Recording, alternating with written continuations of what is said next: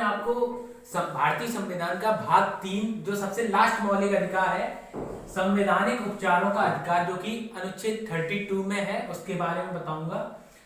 तो इसमें सबसे पहले पंडित जवाहरलाल नेहरू ने जब भीमराव अंबेडकर से पूछा कि पूरे संविधान में सबसे इंपॉर्टेंट अनुच्छेद कौन सा है, तो उन्होंने अनुच्छेद 32 को ही इसके बारे में बताया और भीमराव अंबेडकर ने इस अनुच्छेद को संविधान की आत्मा कहा है। और अगर परीक्षा में ये क्वेश्चन आता है कि भीमराव अंबेडकर ने किसको संविधान की आत्मा कहा है, तो आंसर हमेशा आर्टिकल 32 लगाएंगे। और अगर क्वेश्चन ये आता है कि संविधान की आत्मा किसे कहते हैं, तो वहां पर आंसर प्रीएम्बल यानी प्रस्तावना लगाया जाएगा। अब इसके बारे में बताएंगे ये कब यूज होता है। तो मौलिक अधिकारों का हनन होने पर, यानी कि जब जो हमारे मौलिक अधिकार भारतीय संविधान में दिए गए हैं, अगर उनकी अवहेलना या उनका हनन होता है, तो हम लोगों को ये अधिकार है कि सुप्रीम कोर्ट और हाई कोर्ट में हम लोग रिट जारी कर सकते हैं।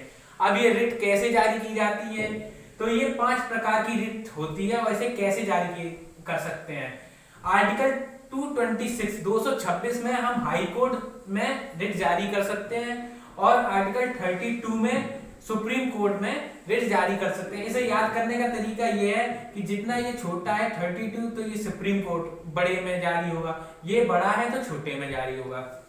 और दूसरी बात, सुप्रीम कोर्ट में जो रिट जारी करते हैं वो केवल मौलिक अधिकारों का जब उल्लंघन होता है तभी हम लोग रिट जारी कर सकते हैं, उसके पास इतना अधिकार होता है। और हाई कोर्ट में मौलिक अधिकार के अलावा अगर और कोई अधिकार का उल्लंघन होता है, तो हम हाई कोर्ट में आर्टिकल 226 में रिट जारी कर सकते हैं। अब रिट 5 प्रकार की होती हैं।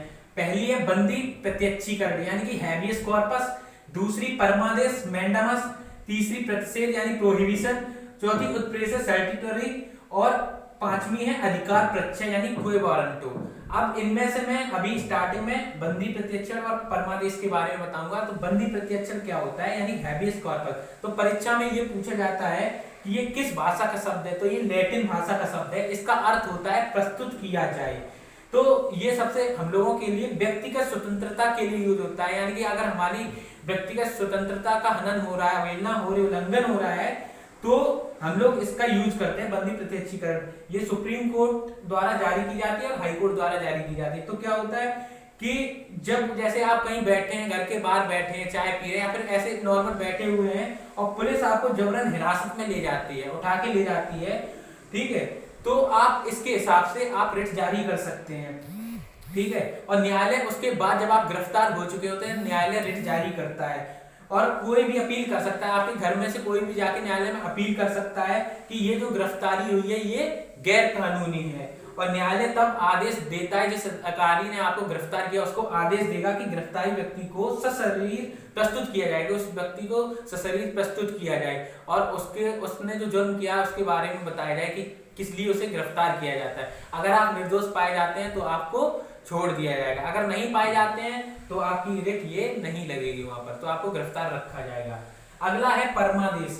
परमादेश मतलब मैंडामस। मैंडामस का मतलब होता है हम आदेश देते हैं। ये क्वेश्चन पूछा जाता है, मैंडामस का मतलब क्या होता है, हम आदेश देते हैं। ये जब होता है जब जैसे सुप्रीम कोर्ट से नीचे के जो अधीनस्थ न्यायालय होते हैं, सार्वजनिक निकाय होते हैं या निगम होते हैं, वो अपने कार्य क्षेत्र से बाहर का कोई कार्य करते हैं, यानी कि संवैधानिक दायित्वों को सही से कर्तव्यों का पालन नहीं करते हैं। उसके बाद जो बड़े जो सर्वोच्च न्यायालय होता है वो अपने नीचे से अधीनस्थ न्यायालयों को आदेश देता है, हम आदेश देते हैं कि अपने कर्तव्यों का ठीक तरीके से पालन करें। ये परमादेश में बताया गया है।